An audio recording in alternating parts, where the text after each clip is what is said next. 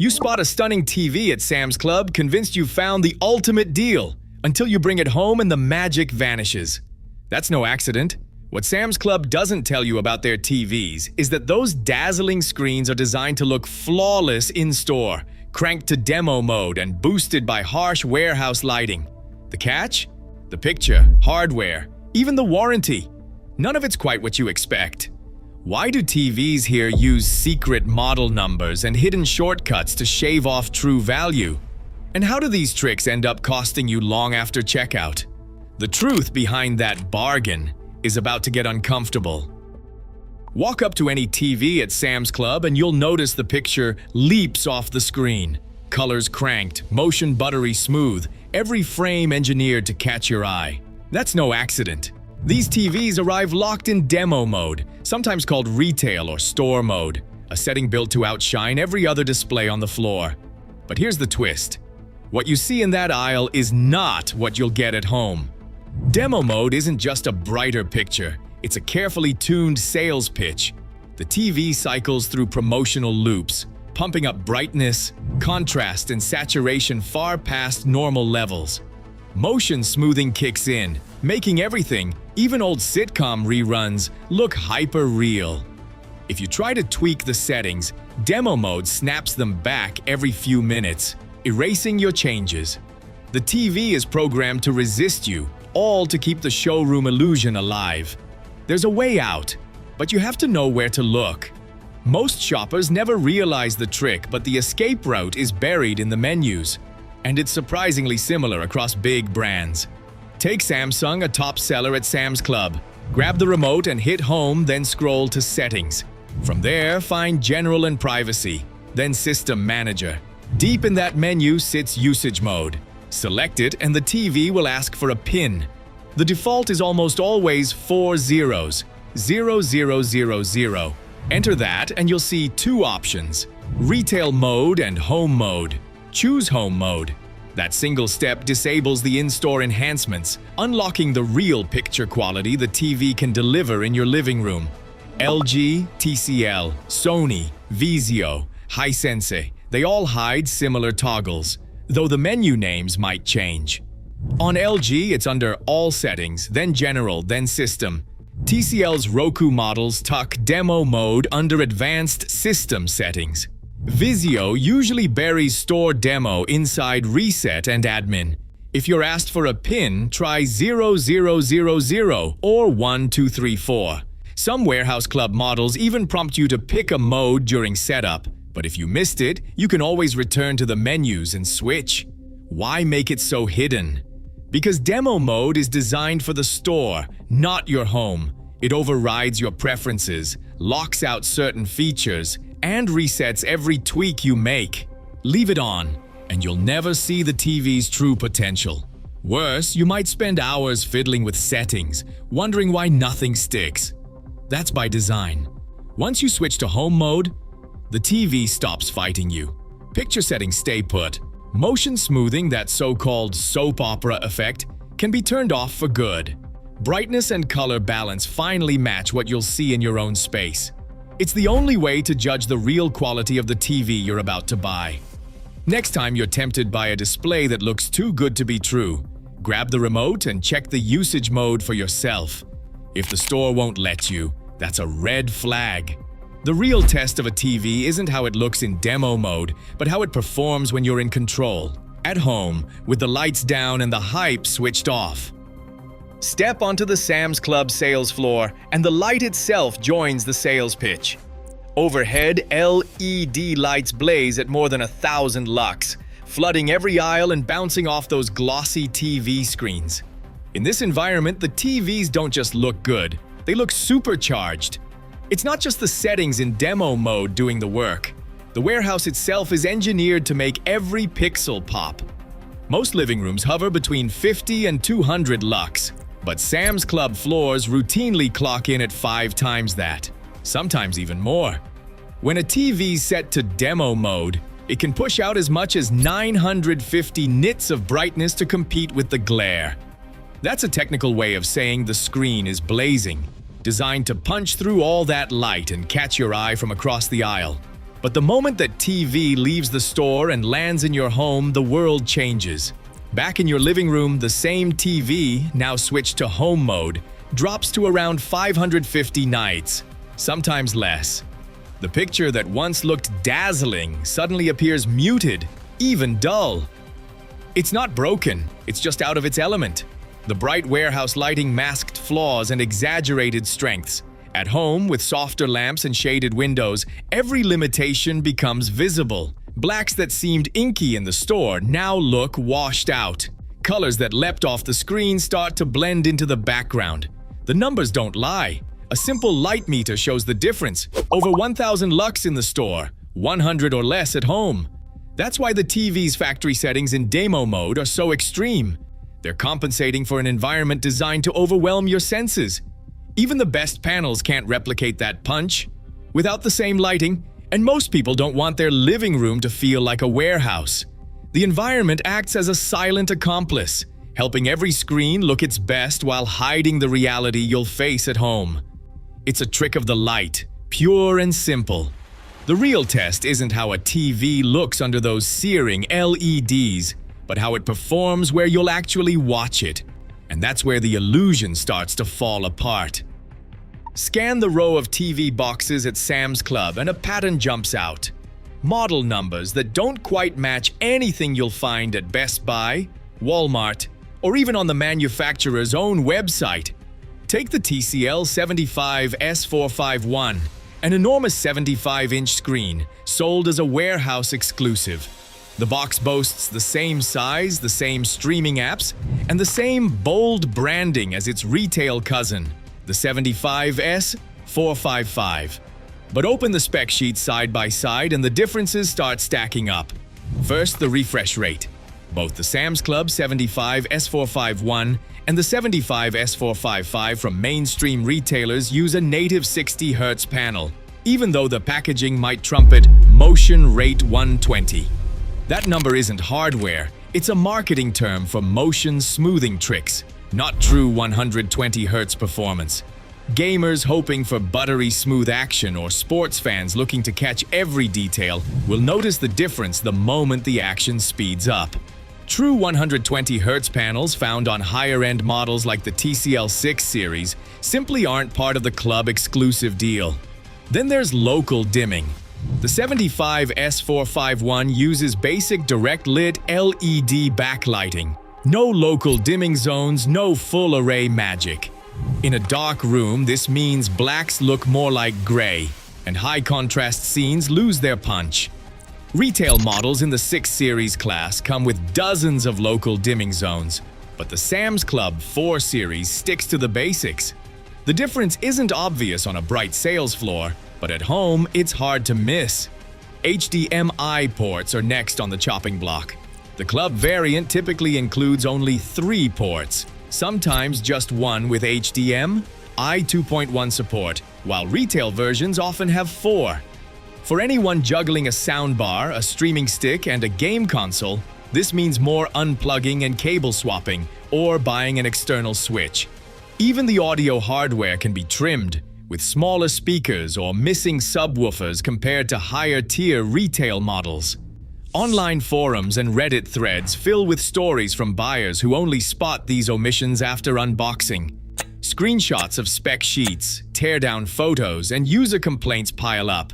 No local dimming, only 60 Hz, fewer ports than I expected. Some users post side-by-side photos of the club and retail models, pointing out the missing features and warning others to check the fine print. These aren't isolated cases. They're a steady drumbeat from shoppers who learned the hard way that not all 75-inch TCLs are created equal. Manufacturers and warehouse clubs don't hide these changes, but they don't advertise them either. The model number is the only real clue. It's a subtle form of camouflage, a nearly identical product stripped of costly hardware, designed to hit a price point and move fast. On paper, the deal looks unbeatable. In reality, it's a trade-off, one that only becomes clear when you know exactly what to look for. Pick up a TV box at Sam's Club and you'll spot phrases like Motion 120 or True Motion 240 splashed across the front in bold letters. These sound impressive, but they don't tell the whole story. In reality, most club-exclusive models like the TCL75 S451 or the Samsung DU7200 use a true 60 Hz panel. That means the screen physically refreshes 60 times a second. The bigger numbers on the box are marketing inventions, built on tricks like motion interpolation or frame doubling. So when you see Motion 120, the TV isn't actually running at 120 Hz. It's a 60 Hz panel with some software smoothing layered on top. For gamers, this difference isn't just technical, it's personal. Plug in a PlayStation or Xbox, fire up a fast-paced game, and you'll notice the action doesn't look as crisp as it did in the store loop. Motion blur creeps in, and the response feels just a little sluggish. That's input lag at work, the delay between your controller and what happens on screen. On many Sam's Club models, input lag can measure 33 milliseconds or more, compared to 15 milliseconds on true 120 Hz sets.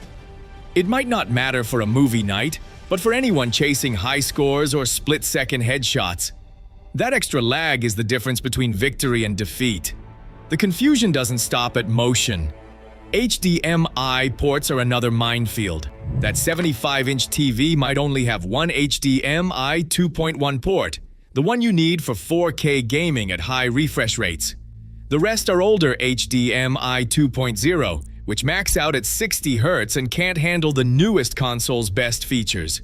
If you have a soundbar, a streaming stick, and a game console, you'll be juggling cables or missing out on performance. Retail models sometimes offer an extra port or two, but club versions cut back to keep costs down. Spec language is designed to sound like an upgrade, but it rarely matches the hardware inside. Motion 120 is not the same as a true 120 Hz panel. The only way to know for sure is to check the native refresh rate in the detailed specs, sometimes buried on the manufacturer's website, or only revealed in deep dive reviews. Gamers and tech reviewers have called this out for years, sharing slow-motion tests and input lag measurements on forums like Reddit and AVS Forum. Bodnar testers, the gold standard for measuring input delay, routinely show club models lagging behind their retail cousins. If you're shopping for a TV and smooth motion or responsive gaming matters, ignore the flashy numbers on the box. Look for the real refresh rate, 60 Hz or 120 Hz, because that's what drives the experience. And if you're not sure, search for the model number plus input lag test before you buy. The difference between Motion 120 and true 120 Hz isn't just academic. It's the gap between a TV that keeps up with your reflexes and one that leaves you a step behind. A new TV from Sam's Club feels like a safe bet, but the real test starts after you've swiped your card. The box promises peace of mind, but the fine print tells another story. The manufacturer's warranty is just the beginning, usually 1 year, covering defects but not much more. For extra coverage, Sam's Club pushes all-state protection plans. But there's a catch. You only get 30 days from the date of purchase to sign up. Miss that window, and you're on your own if something fails in month 13. Many shoppers assume their membership covers repairs or replacements, but it doesn't. Filing a claim means dealing with Allstate, not Sam's Club, and often shipping your TV to a service center. The process can drag on, especially if you don't have proof of purchase or photos showing the serial number and condition at the time of delivery. That's why snapping a quick picture of your receipt, the box, and the model sticker goes a long way if you ever need to argue your case. There's one more layer of protection, but most people never use it. Certain credit cards automatically extend the manufacturer's warranty by up to a year if you use them for the purchase. American Express, Chase, and some Visa cards offer this quietly, but you have to keep your statements and the original receipt. Stack the card's coverage with the Allstate plan, and you could double your safety net if you act within that first month. The difference between a denied claim and a free repair often comes down to paperwork and timing, not just luck. When the stakes are a few hundred or a few $1,000s, The details matter more than most shoppers realize. Plug in a brand new TV from Sam's Club, and the letdown can hit before the welcome screen even fades in. The colors that once looked electric in the store now seem muted. Shadows stretch across the screen, and what was pitch black under warehouse lights turns gray and uneven. Families notice it first during movie night. The corners glow faintly, or a bright patch leaks along the edge. That's backlight bleed, usually invisible on the sales floor, but obvious at home, especially with the lights down. The complaint is almost universal. It looks darker than I remember. The reason isn't just the settings or the panel, it's the room itself. Store LED lights blast every inch of the screen, hiding flaws and making everything appear more vibrant. At home, with softer lamps and curtains drawn, the same TV reveals its limitations. Contrast drops. Reflections from windows or lamps pop up where you never saw them before. But sometimes the problem isn't just the TV or the lighting. A cheap HDMI cable or the wrong input can choke the signal, leaving colors washed out and motion choppy. Swapping in a certified high-speed cable or switching HDMI ports can instantly sharpen the image, especially on 4K content.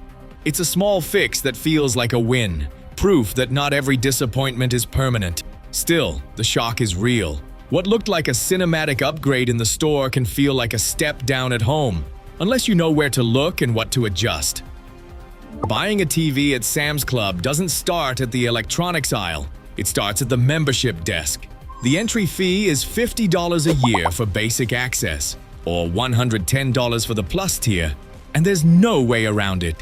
That's money out of your pocket before you even touch a box. For many shoppers, that sunk cost changes how every deal feels. Once you've paid to join, it's easier to justify a big purchase, even if the numbers don't add up. There's a pressure to get your money's worth, to walk away with something that proves the fee was worth it. The Plus membership promises perks, free shipping, early hours, and extended returns. At least, that's the pitch.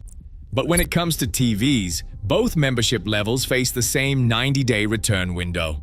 There's no bonus time for Plus members, no matter what the marketing suggests. Miss that window, and you're stuck. Meanwhile, limited-time sales and members-only events add another layer of urgency. The clock is always ticking, and the fear of missing out nudges shoppers to buy now and think later. The real cost isn't just the price on the shelf. It's the annual fee, the ticking return clock, and the feeling that you have to act fast or lose out.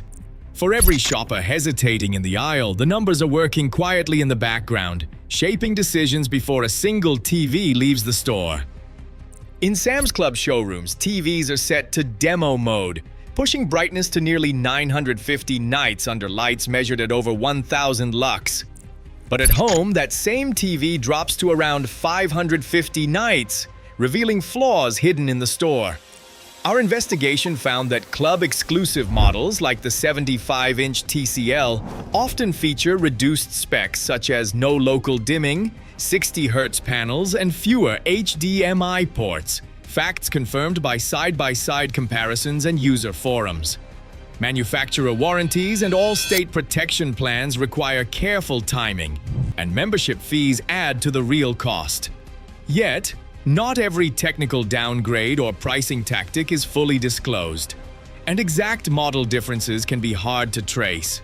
What's clear, the in-store experience is engineered to sell, not to inform. Before buying, check the model number, inspect the specs, and weigh all costs. The reality is, knowing the details is the only way to get the deal you think you're getting.